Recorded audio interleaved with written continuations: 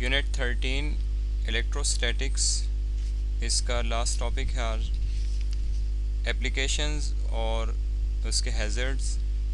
Static electricity क्या है, कैसे चार्ज होती है, कोई भी बॉडी स्टैटिकली कैसे चार्ज होती है विदाउट फ्रिक्शन, और स्टैटिक इलेक्ट्रिसिटी से रिलेटेड लॉ, उसकी field lines, Coulomb's law,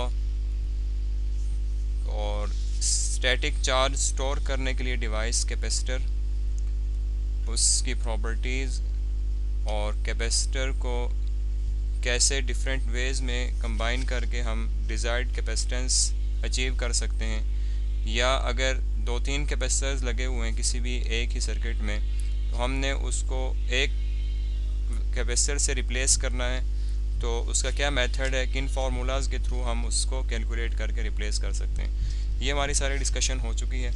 last 2 topics हैं। इलेक्ट्रोस्टैटिक्स की एप्लीकेशंस क्या हैं। डेली लाइफ में इलेक्ट्रोस्टैटिक की एप्लीकेशंस हमें डिफरेंट डिवाइसेस में मिलती हैं। जैसे फ़ोटोकॉपी करने के लिए इंक पेपर के ऊपर जो स्टिक होती है वो बिकॉज ऑफ इलेक्ट्रोस्टैटिक्स होती है। इंक को चार्ज किया जाता है और वो पेपर के ऊपर स्टिक हो जाती है। ऑपोजिट चार्जेस एक दूसरे को अट्रैक्ट करते हैं। इसमें फिनोमेना यही है कि एक ऑब्जेक्ट को चार्ज किया जाता है और दूसरे ऑब्जेक्ट को ऑपोजिटली चार्ज हो जाता है ड्यू टू इंडक्शन, और दोनों पे ऑपोजिट चार्ज होने की वजह से अट्रैक्शन होती है, जिस वजह से एक मटेरियल दूसरे मटेरियल के ऊपर इजीली स्टिक हो जाता है और ज़्यादा बेहतर तरीके से स्टिक होता है as compare to other methods.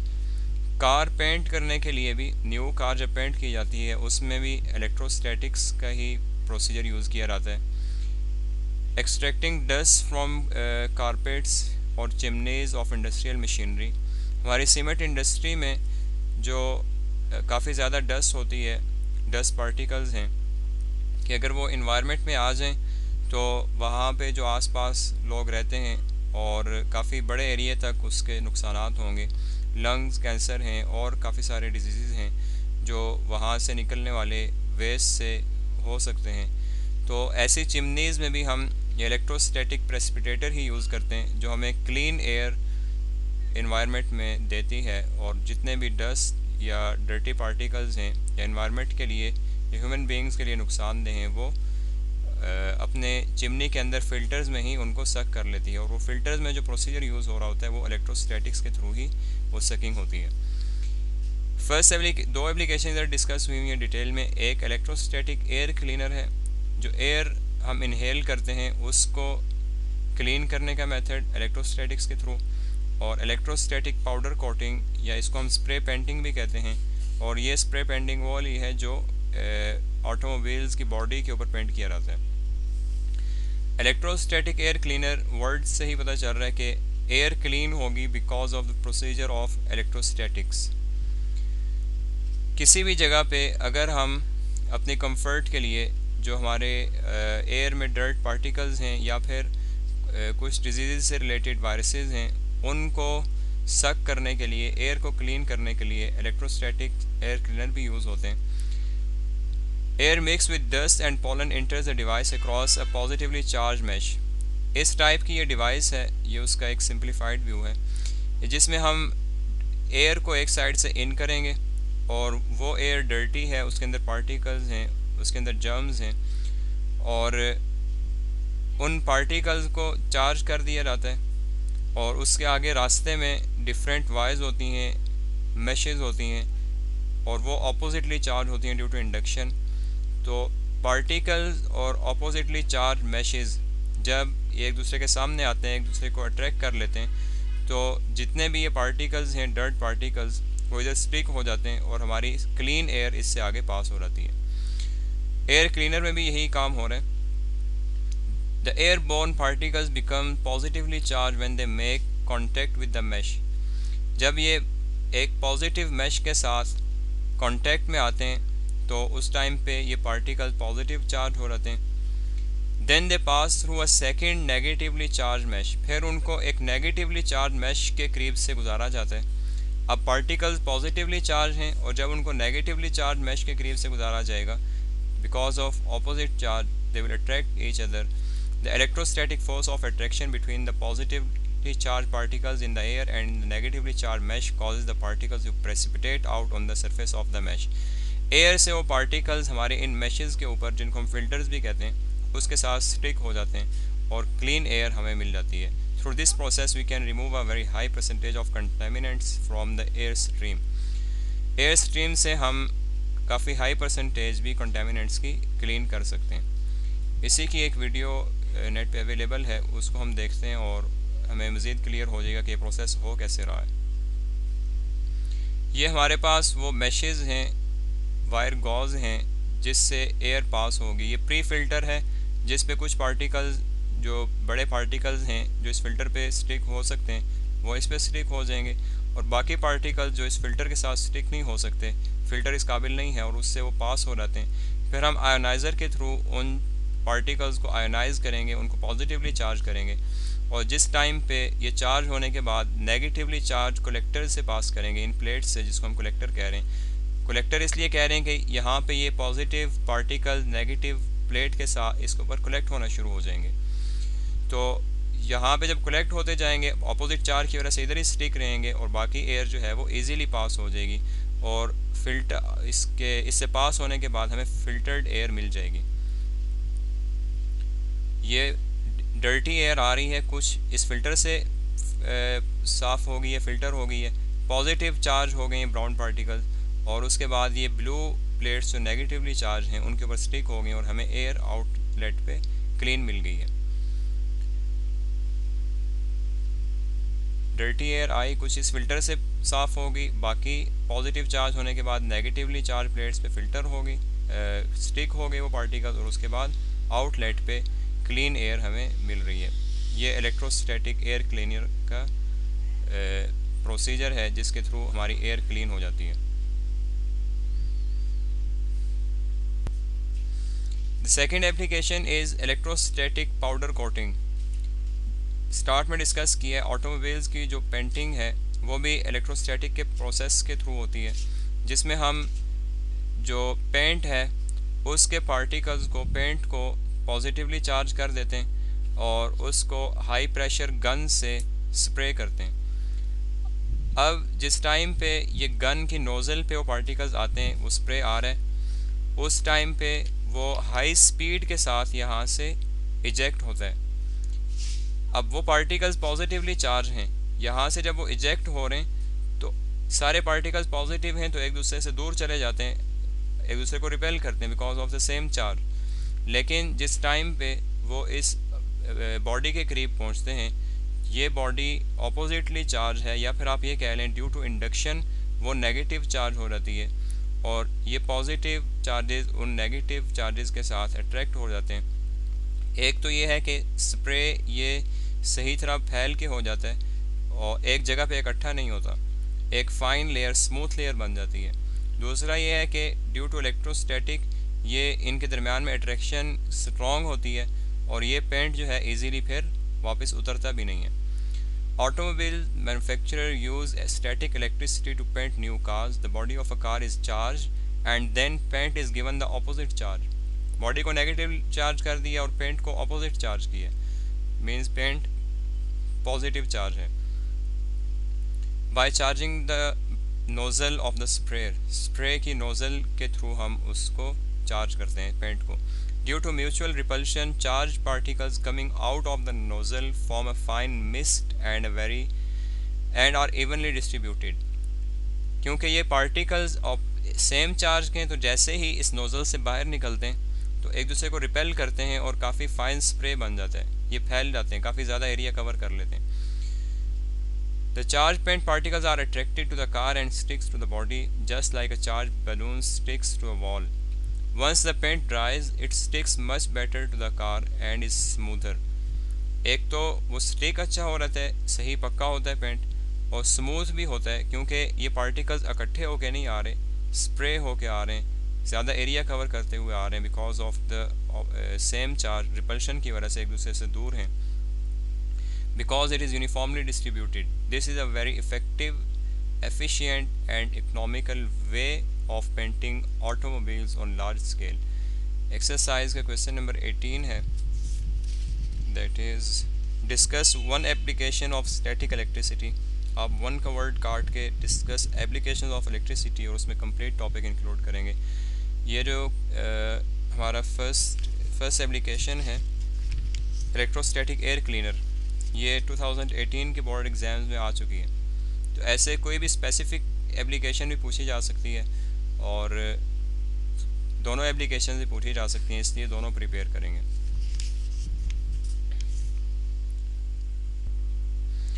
Static electricity को जैसे हम यूज़ कर रहे हैं अपने मकसद के लिए, ऐसे ही इसके हैज़र्ड्स भी हैं और काफ़ी सीरियस किस्म के।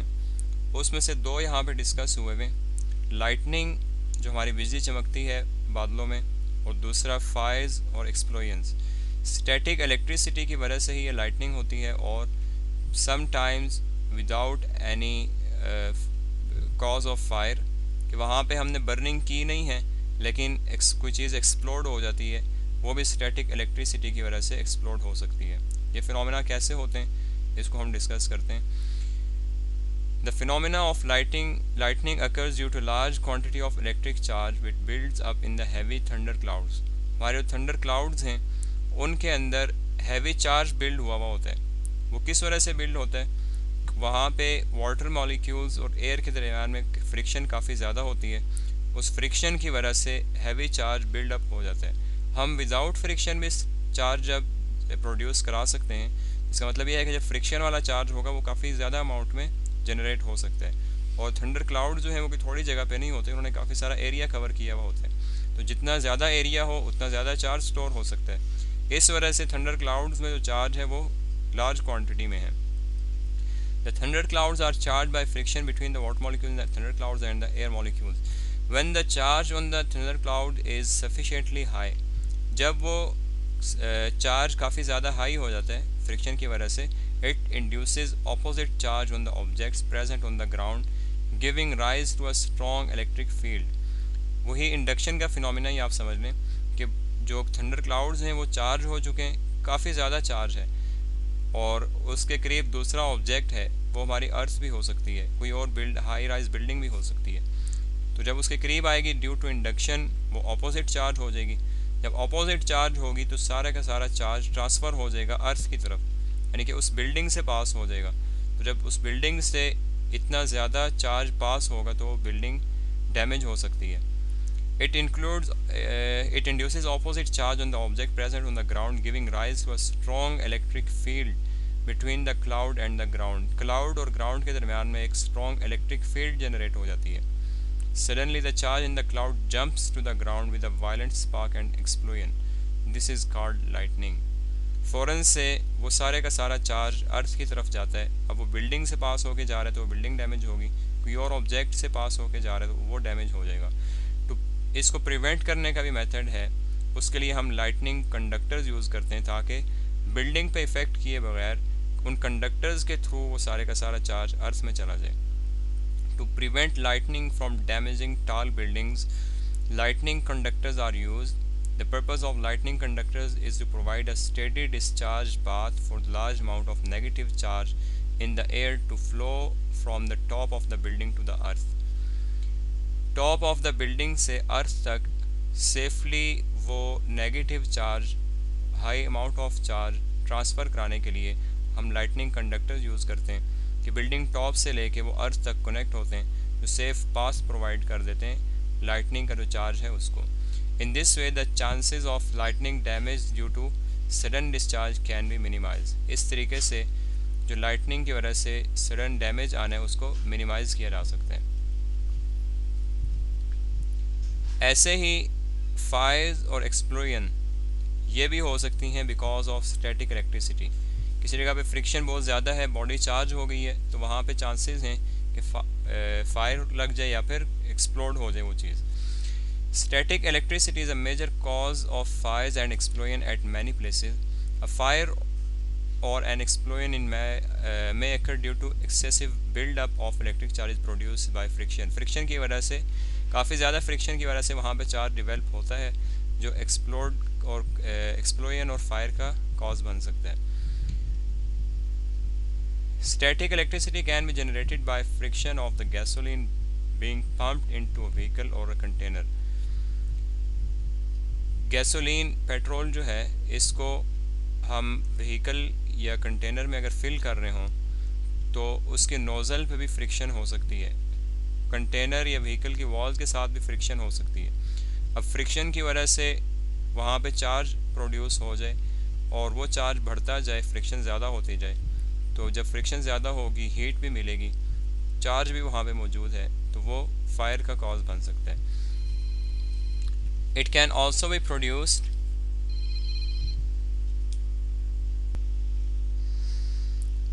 It can also be produced when we get out of the car or remove an article of clothing.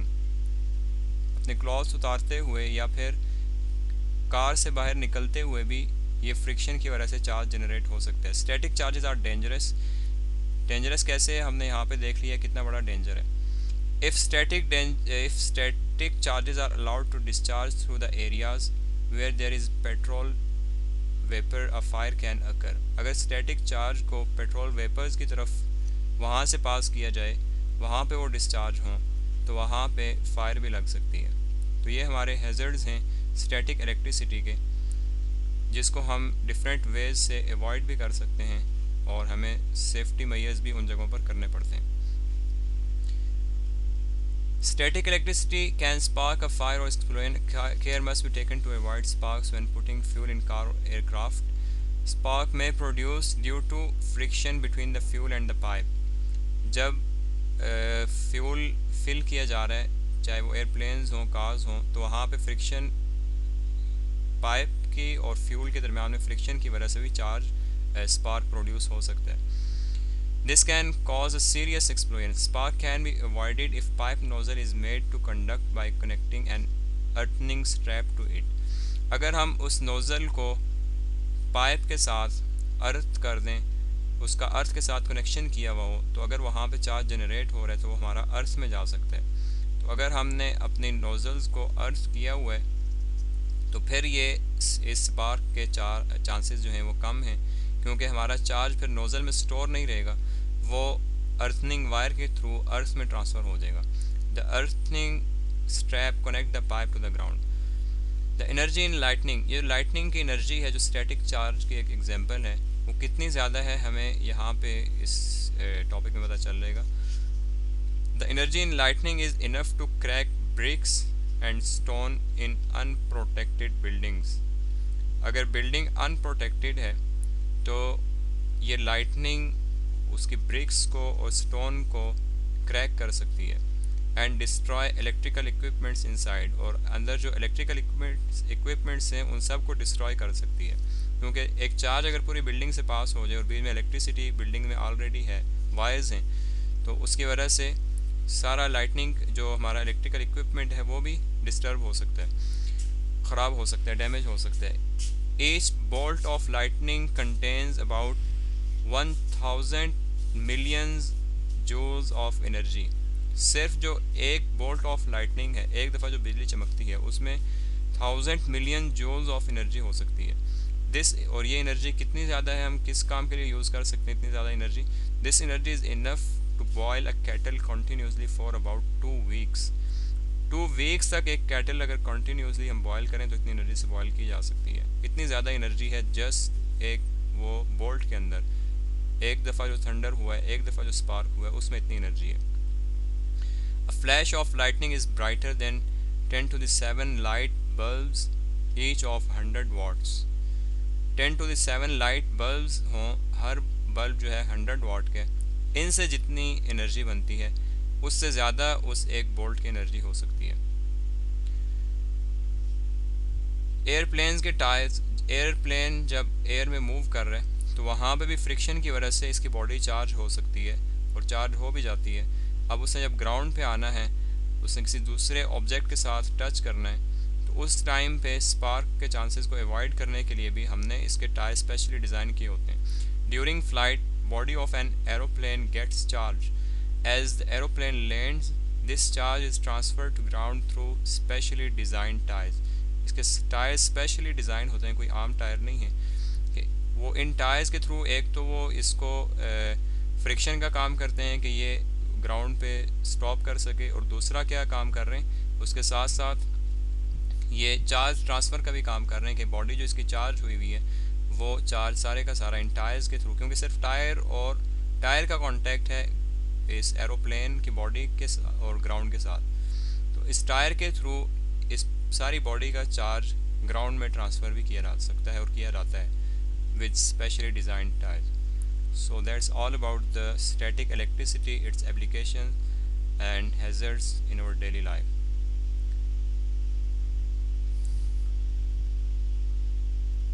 इसका एक्सरसाइज का क्वेश्चन नंबर 19 है, that is what are hazards of static electricity. तो ये दो हैज़र्ड्स डिटेल में discuss हुए हैं, तो यही दो हैज़र्ड्स हमारा इसका कंप्लीट आंसर है। शॉर्ट क्वेश्चंस भी हो चुके हैं, न्यूमेरिकल प्रॉब्लम्स भी हो चुके हैं, सिर्फ MCQs रहते हैं, उनको भी डिस्कस कर लेते हैं। A positive electric charge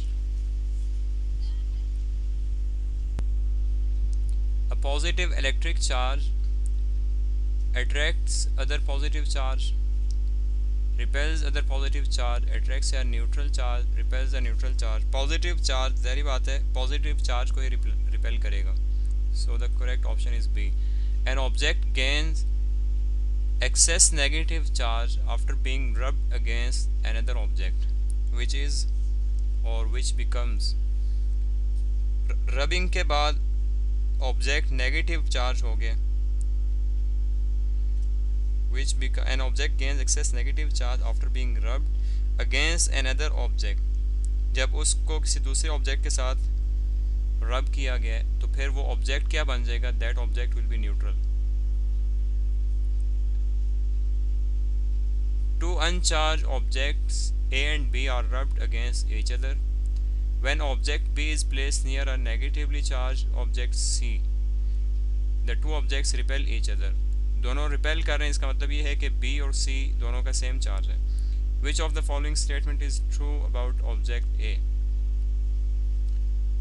object A क्या होगा,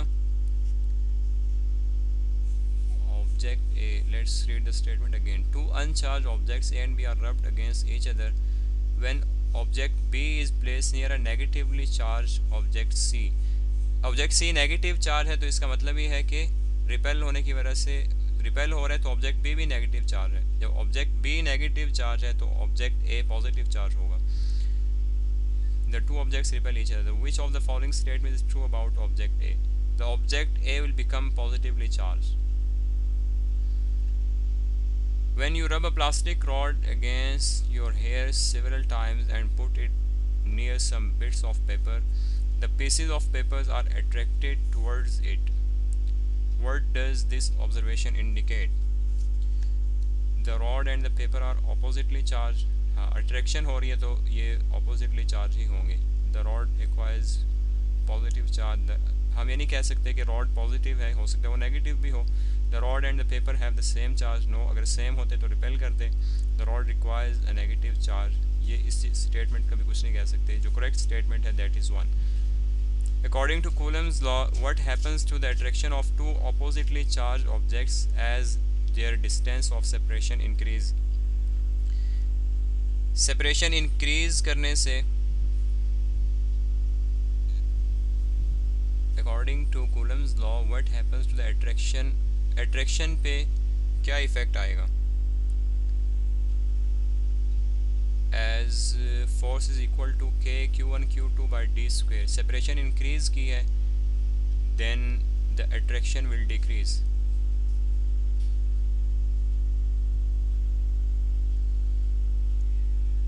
और यही क्वेश्चन बोर्ड के एग्ज़ाम में भी आ चुके हैं, जिसमें स्पेसिफिक वैल्यू गिवन है। If we double the distance between two point charges, अगर हम डिस्टेंस डबल कर दें तो फिर हमारी फोर्स क्या होगी, फोर्स ऑफ अट्रैक्शन। तो फोर्स ऑफ अट्रैक्शन वो 4 टाइम्स कम हो जाएगी। ये फार्मूले के थ्रू हम फाइंड आउट कर सकते हैं। F is equal to K Q1 Q2 और R square. The Coulomb's law is valid for the charges which are moving and point charges, no moving and non-point charges, no stationary and point charges. Electrostatics में हमने Coulomb's law पढ़ा है, static electricity से related है, तो stationery और point charges पे Coulomb's law applicable है. Positive and a negative charge are initially 4 cm apart. When they are moved closer together so that they are now only 1 cm apart, the force between them is 4 cm से 1 cm उनका distance रह गया. तो इसका मतलब ये है कि 16 टाइम्स 4 का स्क्वायर 16 है, तो 16 टाइम्स उनकी फोर्स इंक्रीज़ कर जाएगी. डिस्टेंस कम हुआ है, फोर्स इंक्रीज़ कर गई है 16 times. 5 joules of work is needed to shift 10 coulomb of charge from one place to another. The potential difference between the place is. Potential difference calculate करना है. हमें work given है, it is 10 coulomb. No, charge given है, it is 10 coulomb. Find 5 joules of work. Work है 5 joules. Formula use करें work और हमने charge का जो relation पढ़ा है उसको यूज़ करते हुए we will get 0.5 volt. Two small charge spheres are separated by 2 mm. 2 mm distance है. Which of the following would produce the greatest attractive force? सबसे ज़्यादा attractive force किस में होगी? पॉजिटिव 1 पॉजिटिव +4 ये तो रिपल्सिव फोर्स है. नेगेटिव नेगेटिव ये भी रिपल्सिव है. पॉजिटिव पॉजिटिव अगेन रिपल्सिव हैं. पॉजिटिव 2 एंड नेगेटिव 2 ये सबसे ज़्यादा अट्रैक्टिव फोर्स है. अट्रैक्टिव फोर्स है ये. Electric field lines always cross each other. No, never cross each other. That's correct. Cross each other in the region of strong field. Cross never cross each other. This is the correct. Capacitance is defined as Q is equal to CV, then C is equal to Q by V. So capacitance is Q by V. So that's the end of this unit with complete short question and numerical problems.